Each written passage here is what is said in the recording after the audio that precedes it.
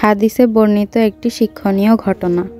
হযরত আবু হুরায়রা রাদিয়াল্লাহু আনহু থেকে বর্ণিত, তিনি বলেন, রাসূল সাল্লাল্লাহু আলাইহি ওয়াসাল্লাম বলে, পূর্ববর্তী জামানায় এক ব্যক্তি আরেক ব্যক্তি থেকে এক খণ্ড জমিন খরিদ করল। জমিন ক্রেতা উক্ত জমির ভিতরে স্বর্ণের একটি কলসি পেয়ে গেল। তখন জমিন ক্রেতা বিক্রেতাকে বলল, তুমি আমার থেকে তোমার স্বর্ণ নিয়ে যাও, আমি তো তোমার থেকে জমিনই খরিদ করেছি, স্বর্ণ খরিদ করিনি, কাজেই স্বর্ণের মালিক তুমি। জমিন বিক্রেতা বলল, আমি তোমার কাছে জমিন ও তাতে যা কিছু রয়েছে সবই তো বিক্রি করেছি, কাজে তুমিই স্বর্ণের মালিক। এ নিয়ে তাদের মাঝে বিবাদ বাধল। তাদের কেউই স্বর্ণ গ্রহণ করতে রাজি নয়।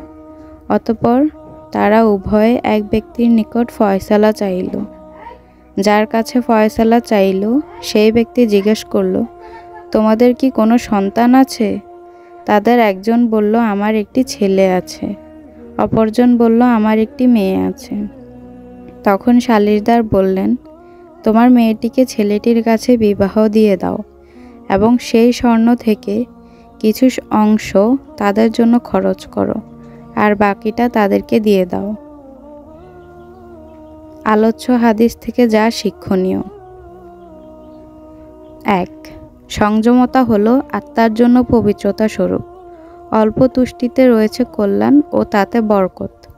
জমিন ক্রেতার নিকট রয়েছে সংযমতা, আর বিক্রেতার নিকট রয়েছে অল্প তুষ্টি।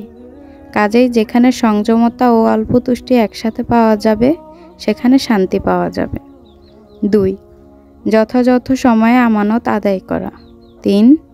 কিতাবুল্লাহ ও সুন্নাতে রাসূল দ্বারা বিচার কার্য সমাধা করা। ৪. ন্যায়পরায়ণ বিচারকের জন্য ২ বিবাদমান গ্রুপের দিকে সন্তুষ্ট চিত্তে বিচার করা, কোনো রাগ বা ক্ষোভ প্রকাশ না করা। ৫. আল্লাহ প্রদত্ত রিজিকে সন্তুষ্ট থাকা। যে সন্তুষ্ট থাকে সেই প্রকৃত ধনবান। ৬. রিজিক হলো বণ্টিত, যা মানুষের নিকট নির্ধারিত পরিমাণে ও যথাসময়ে পৌঁছাবে। আদম সন্তান মৃত্যু থেকে পলায়ন করলেও যেভাবে ভাগতে পারে না, তেমনি বণ্টিত রিজিক থেকে পলায়ন করলেও তার নিকট পৌঁছাবেই। ৬.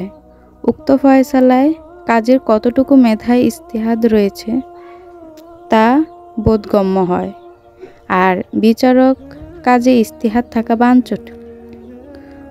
৭. মুমিন ব্যক্তি তার সন্তানকে আল্লাহর আনুগত্যময় কাজে পরিচালিত করবে ও গড়ে তুলবে। ৮. একজন মুসলিম হালাল রুজি দ্বারা তুষ্ট থাকবে আর লোভ লালসা থেকে বিরত থাকবে। ৯. অপরের সম্পত্তি দেখে লোভী দৃষ্টি নিবদ্ধ না করা।